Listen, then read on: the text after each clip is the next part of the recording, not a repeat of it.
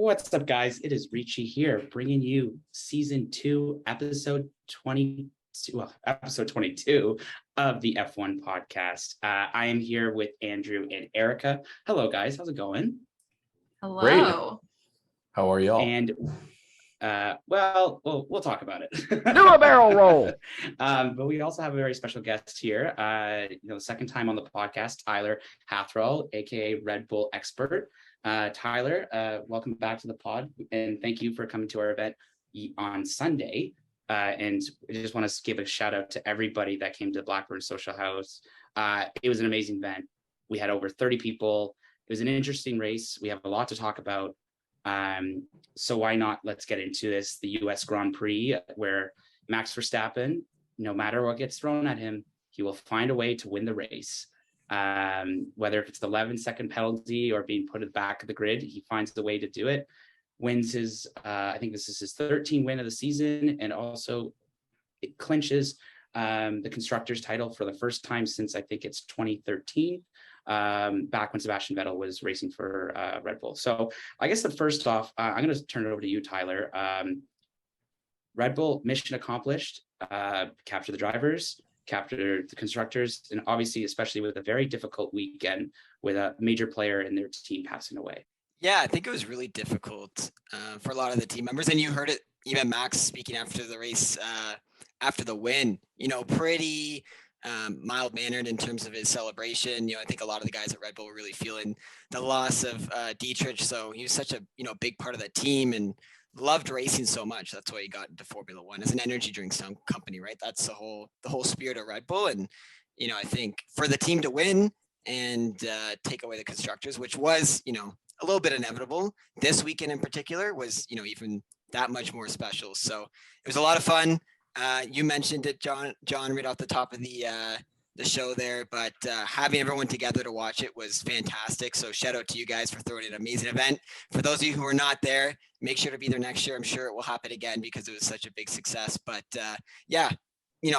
really fun weekend, even considering the sadder undertones due to the passing of the Red Bull owner. Great up until that pit stop, and then we had to work for it a little bit harder than we would have liked. But luckily everything worked out, and we got back into the lead with a few laps to go. This is I think a typical race Dietrich would have loved to see. We just pushed till the end.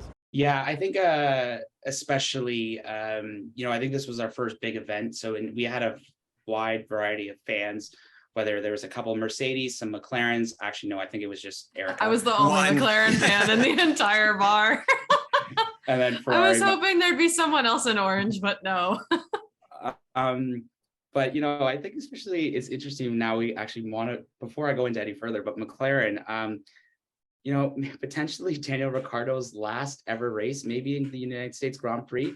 He doesn't really care. He'll show up in a horse. I mean, it was just such a spectacular way to show up for qualifying on a horse. Unfortunately, though, you would like to think that having that many horseshoes present under you would give you a little bit more luck in what may be your last race in the US. No such luck there. Daniel Ricciardo out in Q1. And if you've seen some of the interviews with him, I feel really terrible because he is someone who still has a lot of passion and I think a lot of drive and is still working incredibly hard to try to turn it around and bring in the results everyone was hoping he would have in that second season with McLaren. No dice. Did finish a little bit higher than the standings than some folks, but that was due to a couple DNFs and some other things happening last minute with some other teams throughout the race.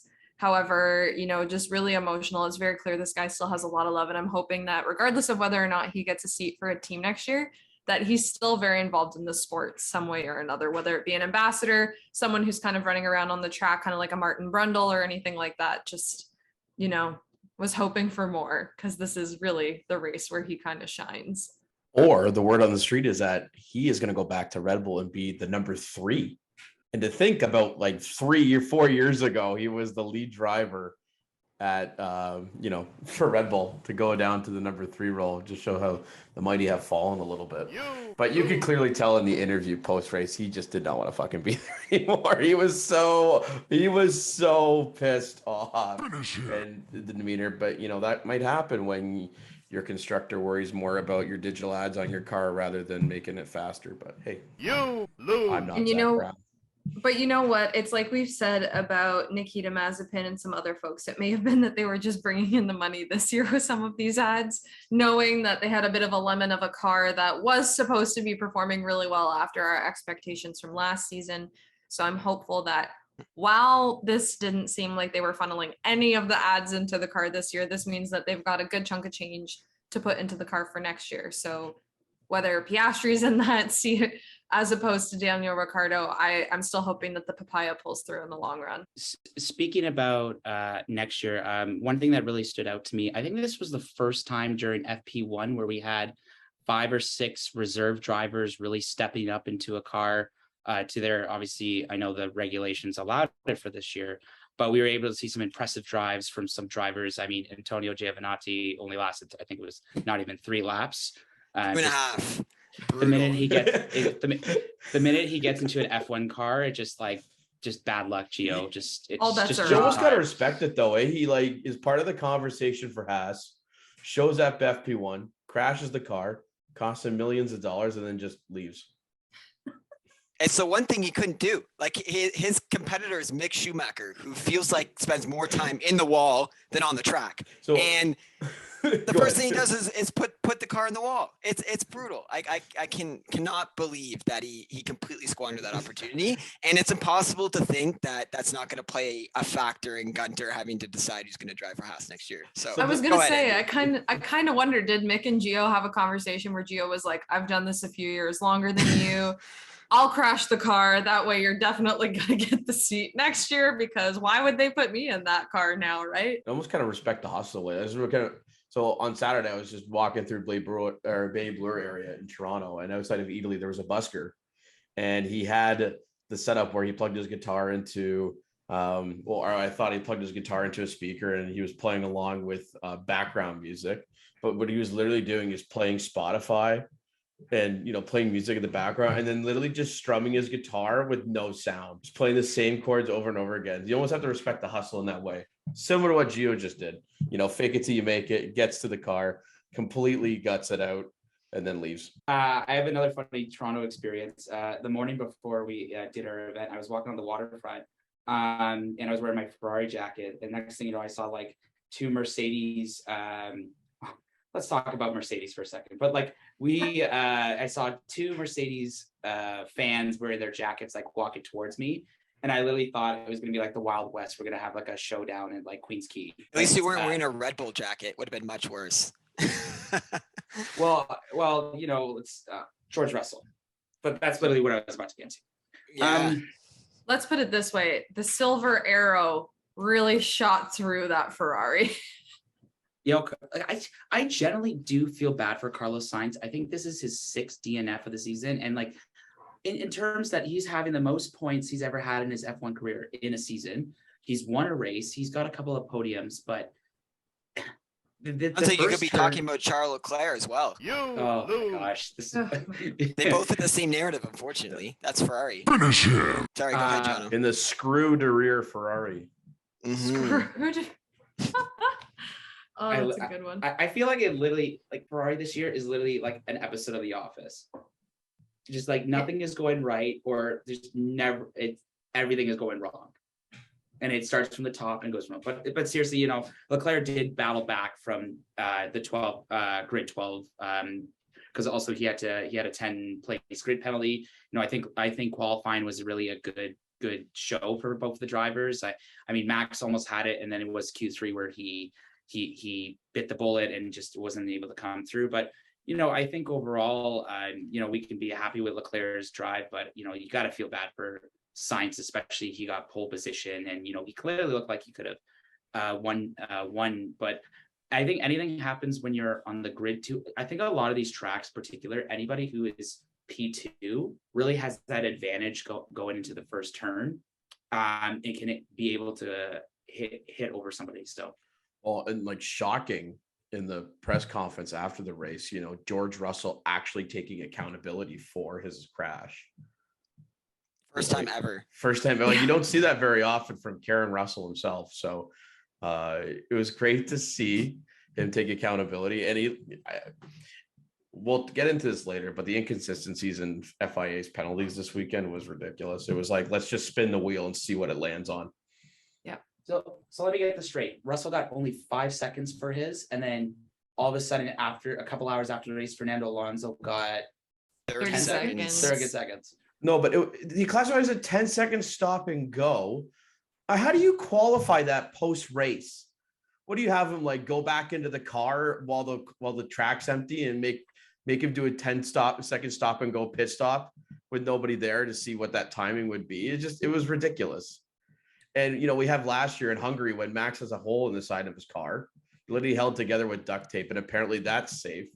Yet Fernando's like Alpine seemed fine, but no, unsafe to drive. And Haas put the protest in after when they could.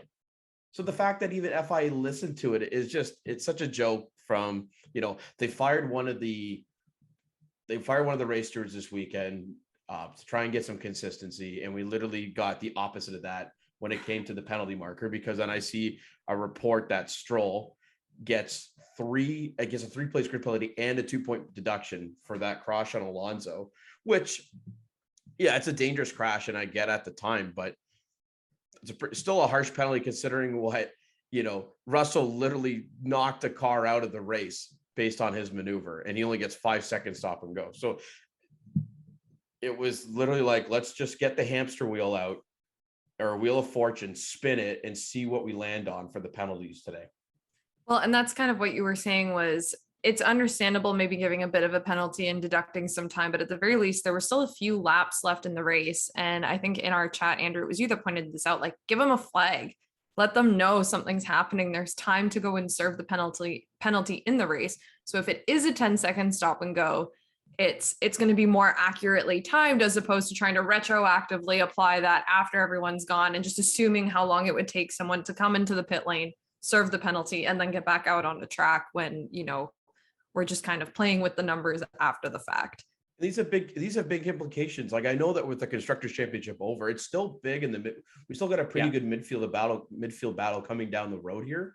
And those are big implications in terms of, having Alonso being P7 and, getting points close to Lando. Now, all of a sudden they lose about 5 points net to McLaren, and that just tightens the battle for P4.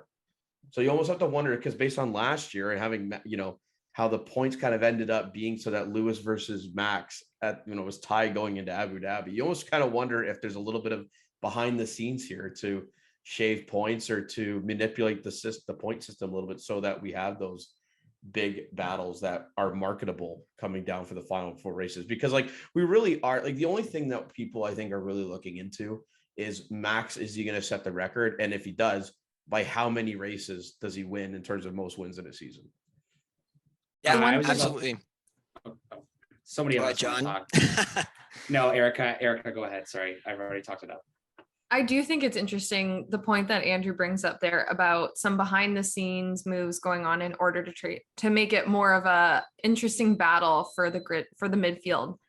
But at the same time, you kind of have to wonder, because if they want to make it more interesting in regards to who's going to be 3rd, 4th, 5th in terms of Constructors Championship or anything of that sort, the fact that they really still are not paying attention to those mid-grid battles on the track, and yet they're trying to kind of position it in this way, maybe before a race, after a race, makes no sense to me. Because if you're going to try to frame it like there's this amazing battle, we've got some exciting stuff happening in the middle of the pack, show it to people. Don't cut to commercial the second someone pulls into the pit, like the second Max pulls into the pit lane. Go and show what's happening elsewhere. Don't only cut over when someone's crashing. Focus on what's going on while it's important and it's happening live, instead of trying to build up all this hype and then just letting people down. Because I think for a lot of folks, I mean, again, I'm a McLaren fan. I want to see what's happening as they're duking it out with Alpine, as they're kind of going up against, Perez, if he's having an off day, because sometimes he's kind of been caught in the midst of that too. Or even with Aston Martin, because Aston Martin was looking very competitive for a lot of this race until they, had that unfortunate incident with Stroll and some of the wheel gun issues with Vettel's car. But it really isn't something that they put too much attention on. They're still only focusing on the cars that are leading the pack. And, it's not that great for marketing. I mean, we were hoping we'd have a more exciting season this year where there was a little bit more competition, where it wasn't one team absolutely dominating, but we didn't get it. So you have to kind of alter your strategy and then follow through on it instead of just making an empty promise for what the race is going to be. Honestly, it's a great point. And I think lost in all the controversies of, Red Bull cost cap, which I'm sure you guys have either talked about or we'll get to, the on-track battles, all these other things that are happening has been the absolute disaster of F1 TV direction. And it's been a theme all year. It's been a theme at the start of the year. We saw it in Monaco. There's been a lot of controversy over the fact that the actual Grand Prix there does their own race direction, and it was a complete disaster. It's been a mess and a talking point all year, and it's kind of been overshadowed by all these other items that have been happening with the FIA and on track. And it's something that's so easy to fix. Little things that you can take from other sports, such as, the double box. We never see that in F1. Hardly. We saw it a couple times this weekend, but not nearly enough. That's an easy way to be able to show, the race leaders, because obviously you have to center it around who's going to win the race, but also the other interesting battles that are happening further down the grid, to your point, Erica. And I think they're just shooting themselves in the foot, because if you're a fan of Aston Martin or Williams or Haas, you're never going to get to see your drivers on TV. The sponsors aren't going to be happy because they're not getting the same level of exposure. It's overall going to hurt the sport. So, that's something in addition to, the FIA figuring out all these, technical and rules related, inconsistencies. They really do need to nail down the TV direction, because it's hurting their own product. It would be great that if you F1 TV live, like if you, subscription could really do a great job by putting, because you can change what feed you want from international to F1. That's fine. But you can also do, the timing. But if you, and as well as the driver games, but if you had a menu option where you had all four of those available at the same time, picture in picture, kind of like you do in a Zoom call, I think you would sell so much better, because you can then choose what you want to follow all at the same time with the, with the audio in the background, and it won't take away from the overall experience. And if anything, it's just going to enhance it, because then people get a chance to see an entire, like a holistic approach of how a race weekend goes. And I think it's also just going to increase some of the interest in the sport above, oh, this driver is cool. Some people might get more involved in the technical aspect, because I think I touched on this after Montreal, but being there in person, if you're only looking at the cars that are leading the pack, you're going to see cars that look very similar, but there's a surprising amount of variation in the construction of each of these cars, which comes down to how they sound, because like you can tell the engines are completely different, how they look, the shape of them. And I think that kind of might get people a little bit more interested, because there are some folks who will watch the first couple laps, and then once everyone kind of falls into the pack, they go, oh, that's it. All right, this guy's in the lead. He had pole. We're just going to assume that things are on the fly. That does change on occasion, but 9 times out of 10, you're going to have to try to find more things to get people interested in and to take note of, if you want them to really pay attention to the sport, if you really want to grow that viewership and take it to the next level beyond what it is that we've been doing in the past. And I just want to add here, especially like, some of the, like some of us, well, like, for example, like Andrew, who supports like Aston Martin, like some of the smaller team, like the lower, I wouldn't say lower tier teams. That's very disrespectful, but where the battle in the midfield's going on, especially like Sebastian Vettel had a really good race this week. And like, we really catch a lot of that? No. It was only once he was toward the front of the pack. That's only when we started seeing him, was when he was in like the top 4. And it was like, how did he get here? We had no idea how that happened. There was also a point in the race when Fernando Alonso was ahead of McLaren after getting into the crash with Lance Stroll. And I'm literally thinking while I'm watching, like, how the hell did this happen? Yeah. It just sneaks up on you because they don't talk about it and they don't show it at all. It's so frustrating because, again, being an Aston Martin fan, we don't get many moments in a season where we can have any positive feeling. And when we're P3 and P5 out of the gate, you guys were there. I was getting a little giddy, maybe a little too over the moon in terms of my thought process, especially when Vettel was leading P1. I'm like, maybe we have a chance to win this race. Bro, we almost got a noise complaint. Seriously? No, I'm kidding. Oh. Andrew was giddy up in the back of the bar. I thought maybe the neighbors were like, hey, turn it down. It's a Sunday, even though we were in a public place. But like, it's crazy though, because when you look at the reactions online or on Twitter after the race and seeing, Fernando Alonso and Sebastian Vettel showing why they're legends in the sport, it would have been great to watch that on TV. Yeah. 100%. Especially with Vettel being so close to the end of his final season, right? If he's doing something amazing in a race when the guy is set to retire in a few weeks' time, give him the respect, honestly, at that point in time, and show him when he's doing amazing things. You've got enough coverage, you've got enough cameras around the track. Any good race director, like think about how many cameras are in an NBA game and how easily they're able to switch to a different camera in order to get an angle and the view of the player they want doing the thing that's really important on the court, whether it be like down by the bottom of the net, if someone's up at the top of the key near center court, no matter where you are, you've got eyes. And it's the same type of thing at F1.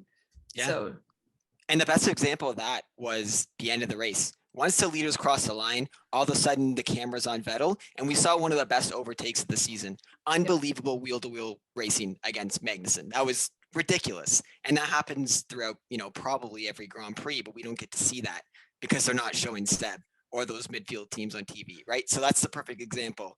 We need more coverage for the midfield. There's like in Japan, when Max crossed the finish line, they kept it on his car instead of watching like the literal photo finish of Alonso and Vettel that could have happened. But it was insane. Like how do you not show that immediately? Yeah, unless you have Twitter, you never saw it. The only people who saw it were on Twitter. Seriously, it's crazy. That's very true. And I was on Twitter, so I did see it, which was great. Well, with kind of the season being quote unquote over with 3 races left, Tyler, John, Erica, what are you looking out of it? What are you looking to get out of these final 3 races in the season? I'll just go first quickly. I think it's, Ferrari needs to kind of go on a high note, just given with what the season has been doing, has been going. We need to really kind of secure second place in the constructors, and that can just be an internal win in itself. It's not the glory that we kind of wanted to have this season. But, I think it would be good for Charles and Carlos, especially if we can get another win to end the Red Bull dominance. I'm also interested to see how the rest of the midfield plays out, and especially like Aston Martin, McLaren, Alpine. I thought it was funny. Well, not funny, but like, I think Fernando Alonso and Stroll kind of having a collision. That's like, okay, you guys are going to be teammates next year. I wonder how that conversation is going to go. But I think it's just one of those, because like, where you place in Formula One really determines how much time you can get in like the wind tunnel or how much money you get, particularly the constructors. So that's the kind of the team. I also want to see if any of the other top 3 teams end up on the podium for some reason. Like if we can get another McLaren or an Alpine or something magical, just kind of switch it up. That's what I kind of got my eyes on. Very cool. And I think we haven't even determined the last spot for Haas yet. So wonder if Mick's going to be re-signed, or if there's some random comments made at a press conference and it's like, wait, is that the real driver or not? Or Williams. We'll see. Logan Sargent potentially could be getting that second seed if he can finish top 6 in F2. So non-Formula 1 related, but got our eyes on Formula 2. I can go second quickly here because mine's short and sweet. Red Bull perspective, Max obviously going for the record, breaking Seb's all-time win record in a single season. Really excited for that. And then 2, sneaky next weekend, Mexican Grand Prix. I would love to see Checo win in Mexico. We saw how fired up his dad was last year for a podium. I imagine if he won at home, that would be really cool. So that's what I'm looking forward to. I just want to add, that is a baseball stadium where that grandstand is, and apparently it can hold like 20 something thousand people. It is. It's insane. That is one of the best podiums in all of F1. So if he were to win at home, it would be an amazing scene. So I'm looking forward to potentially seeing that next weekend. I would also love to see Checo podium again, but definitely win. I mean, when he's won races this year, we've ended up seeing and hearing stories of some pretty spectacular parties afterward. And I think it would be that much sweeter if he was celebrating with everyone from back home, not just the few folks that are able to come out and support him when he's on the circuit. But I still think that there's going to be some Red Bull dominance. I would like to see a clean finish to the season for Ferrari. We're past those reliability issues. I hope we're past some of the driver errors we saw earlier in the season. I hope And I'm also very hopeful that we don't have any of the, unfortunate calls that have been made around pit and tire strategy, because they keep being insistent on the fact that nothing's wrong and they don't need to change the calls that they're making. They don't need to change the people that they have on staff. But I think this season points to the fact that you do need to make changes. So if you're not going to make those big changes, prove it to me. Show me that you're going to learn from your mistakes and not do it over again. But I would also like to see a little variety. If we're going to see some Red Bull and some Ferrari on that podium, let's mix it up a little bit. I'd love to see, if Alonso can keep that race pace that he had this week in the Alpine, to see him get up on there in a P3 position, that would be fantastic. And maybe even to see who else can pull something spectacular out of a car. Maybe Aston Martin is turning a corner and we might see some more really racy moves coming out of Lance Stroll and Sebastian Vettel. So not putting my hopes on McLaren to be one of the teams that's fighting for a spot there, but I'd love to see Alpine or Aston Martin showing some of the big guns what they've got and continuing to push for a pretty awesome end to their seasons as well. For me, it's really going to be focusing on Vettel's final 3 races, and wanting him to go out on such a high. And I really hope F1 provides him the proper retirement outing that he deserves, considering being the youngest world champion ever, winning 4 of them in a row.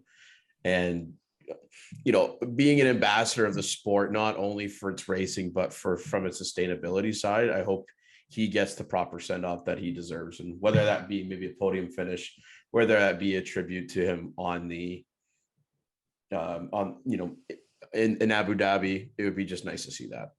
On that note, we're going to end tonight's podcast. Thank you again to Armin and Colin at the Blackburn Social House for hosting us this last Sunday. It was again, and thank you to all the fans that came.